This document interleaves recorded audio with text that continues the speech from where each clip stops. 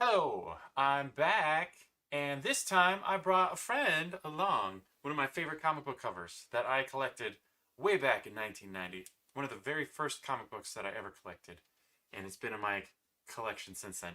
This one is not the original because I picked the original up newsstand. The original I got is this here. You can see, I don't know if you can tell, this one's a little rattier because I've read it many times. There's actually, I believe, authentic 1990s chocolate down in the lower left corner.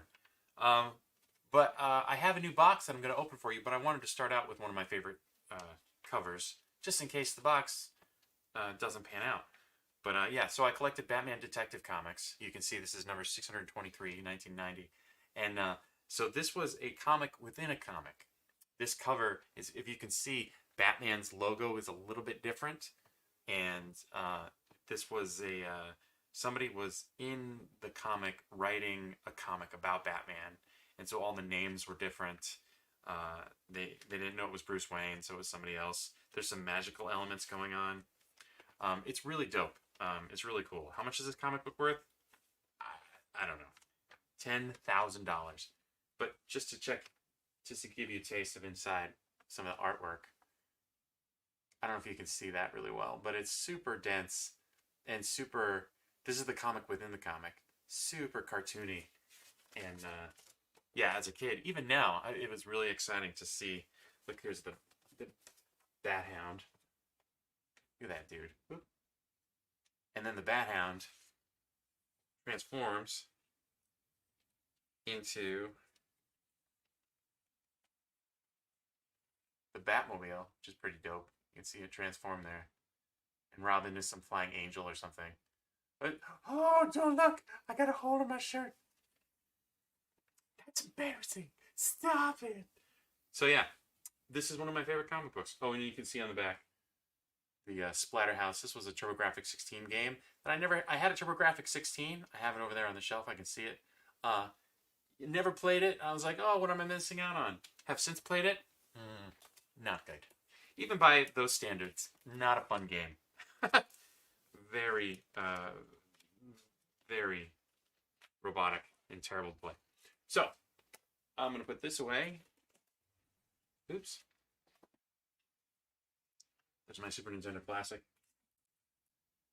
And I am going to open... I got a couple other covers. I'm going to show you a couple other covers. I got two Spider-Man covers from the 90s that I'm going to show you that I really like.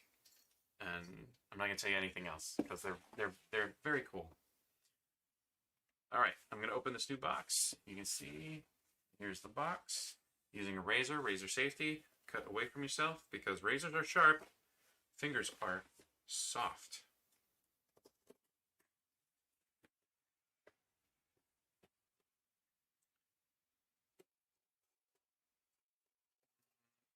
All right, razor safety. Closed. Put it away. All right. Invoice. Bag. All right, I'm going to do this just like I did it last time. I'm not going to look. I'm just going to feel around. Hope it's all comics and nothing bites me. We have the top. We have the bottom. Can't tell, just feeling it. I think we got the top. Good. All right, here we go. And I'm going to put the first one. What is it? Kickers Inc. New Universe. Marvel. Oh, man, this is old. Birth of the Hero. It's a number 1. I have no idea who that is.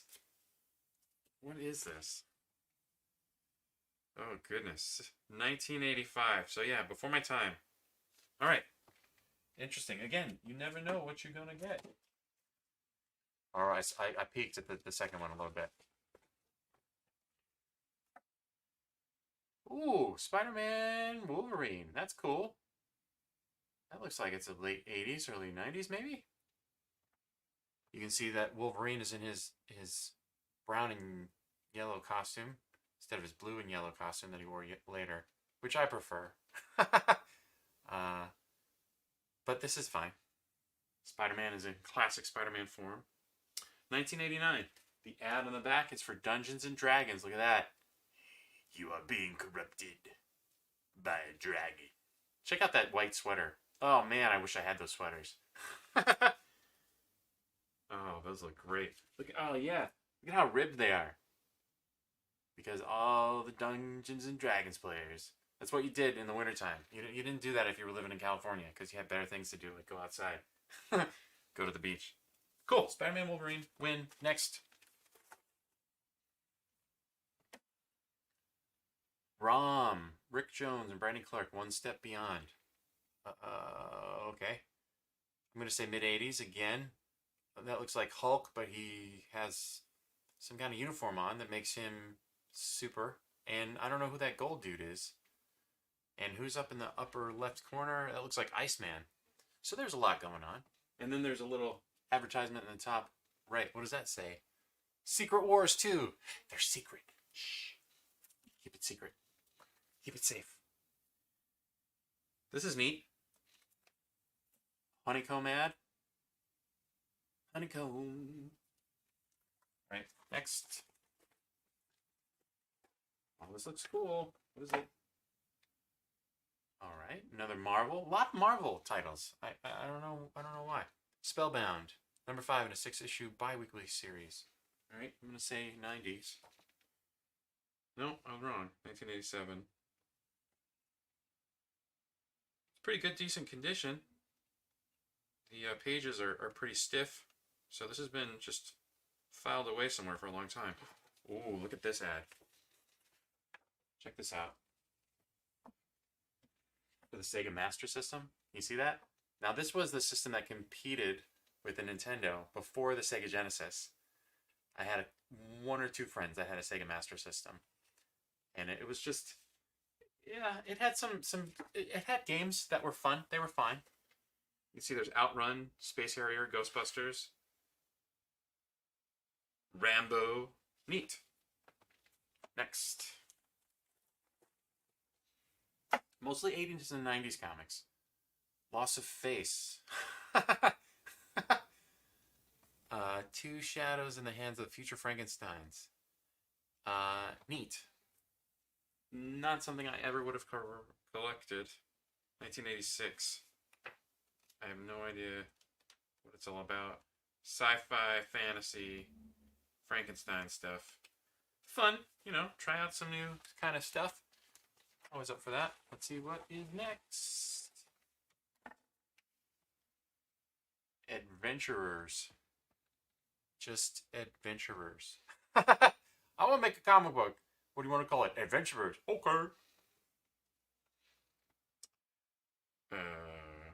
Right. And it's black and white because it looks like it's an indie. Yeah, some of this stuff, it's like I never would have even heard of it, let alone collected it. Printed in Canada, so it's Canadian. Well, there you go. Fun. Okay, next. Next. These feel so dusty. Like, I can tell these have been in a warehouse somewhere forever. Oh, yeah.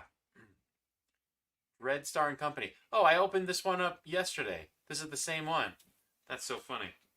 Yeah, I just opened this up yesterday. Or Sunday? Yeah, that's yesterday. Pandemic week, you guys. All right, next. Superman. This is 80s, I'm going to say. It's a little cartoony, but not too cartoony. That's my favorite DC logo. It's kind of hanging off the page on the top of the left. It's by design. What is happening? Has Terra Man gunning for him. Terra Man. They're shooting him, and it's actually hurting him. This one doesn't even need a gun. He's just using his finger. That works, kids. On Superman, apparently. If you're a space cowboy. Wow. Extra free 16-page comic preview, Master of the Universe. Oh, well, we're definitely going to check that out. Oh, but first, here's an ad for one of the hottest video games. Ooh. I'm too excited. I'm so excited. I'm so excited. I'm so scared. Parker Brothers. Frogger has a great video game. What is it for? Which one? Coming soon to your Atari. Yeah. I think yesterday I showed you the Frogger that had all the different systems. Coleco, Nintendo 64, Commodore 64.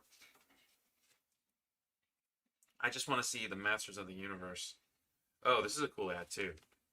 I'm gonna bend it back on here. This is for the Lego like advanced like stuff. I never had this, but I had a couple friends that did, and it was cool. I think some of them had motors and stuff. You could make things. They probably still have this series. That might be worth something now if you had one of those. Anyway, Masters of the Universe. Oh, it's lame. So it's He-Man. See, nobody knew it by Masters of the Universe. I don't know why they called it that. They should have said the He-Man comic book. Oh, the He-Man comic book. All right. Next up, the easy way. Cloak and Dagger. All right. This is definitely from the same place from yesterday because I have some other Cloak and Daggers. So my Cloak and Dagger collection is expanding. Next. Yep, more Cloak and Dagger. That's dope. Weren't they making a series or something? It's a Marvel book, so weren't they making... Didn't they have a TV series or something at some point? I don't know if it's been since they took everything in house for Marvel. All right, well, it's okay. Come on, big money, big money.